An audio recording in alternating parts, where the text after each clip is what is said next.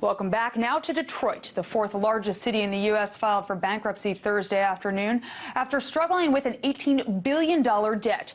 Once the very symbol of American industrial might, Detroit became the biggest U.S. city to file for bankruptcy. Its finances ravaged and its neighborhoods hollowed out by a long, slow decline in population and auto manufacturing. And the Motor City's bankruptcy battle is likely to be a long and painful one. Meanwhile, a judge just said that Detroit's filing violates Michigan's Constitution, a ruling that the Michigan AG pledged to appeal.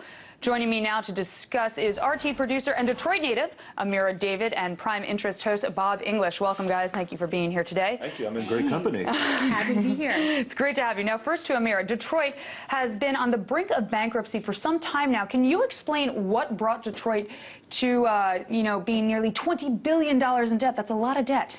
It is a lot of debt, and it's frankly very sad. It's something that I think a lot of people in Detroit aren't incredibly surprised to hear. It's the city has been in decline for many, many years, all of my life since I've been born, at least.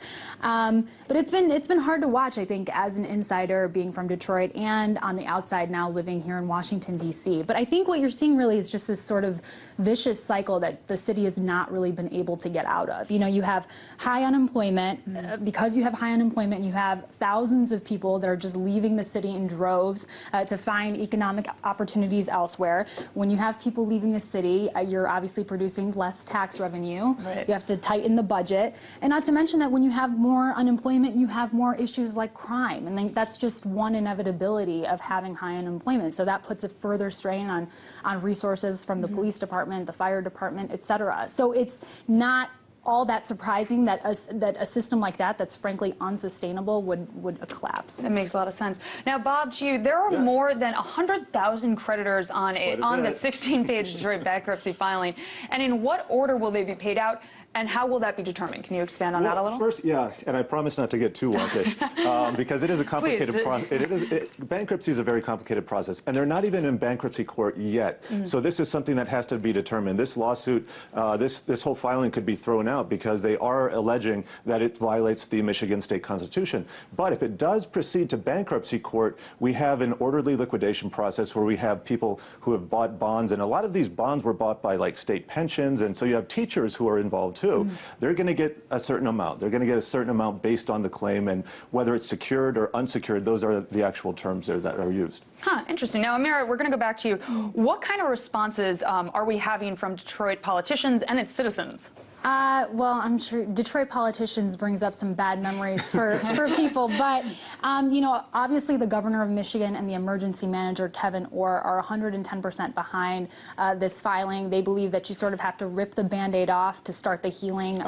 60-year decline, so they're sort of ready for that recovery to start. But there are some weary politicians, like Mayor Dave Bing, who never really wanted to pursue this filing in the first place, and I would assume it's because he doesn't want to, hurt the future of the city workers. There's going to be a lot of blowback. Whose pensions are going to be in jeopardy moving forward. Aside from that, I would say that Detroiters are pretty optimistic. Detroiters and Metro Detroiters are pretty optimistic about this. They're not looking at as hitting rock bottom. They feel like we hit rock bottom a long, long time ago, and that this is really just this is the thing that had to happen to move forward, to turn the page, and really sort of kind of the beginning of the end of the pain. Right, and that kind of leads me to Bob, to you. Bankruptcy, it's often it sounds bad. It sounds bad, scary. But it can be a positive thing for a city. Can you expand on that? It's like a reset, and this is kind of a microcosm of the financial problems that we had in 2008 and 2009. We didn't clear out a lot of bad debt, and as a result, we've had these zombie big banks kind of limping along, and it's been a drag on the economy. So in Detroit, this has been a drag on the economy, and these pension obligations, unfortunately, the money's just not going to be there. So there has to be an orderly liquidation process. Maybe it's a bankruptcy court. Hopefully, the rule of law is followed.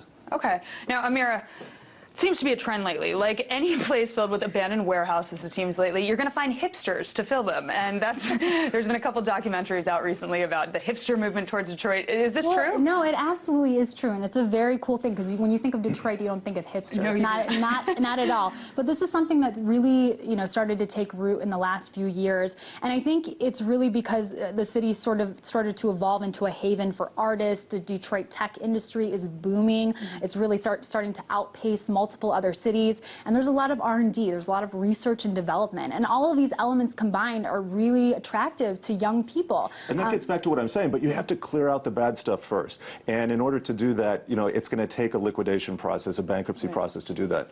To bring the art. Now, final wrap up. Do you guys think positive or negative for Detroit moving forward? Positive. Absolutely positive. It is positive. We're smiling about bankruptcy.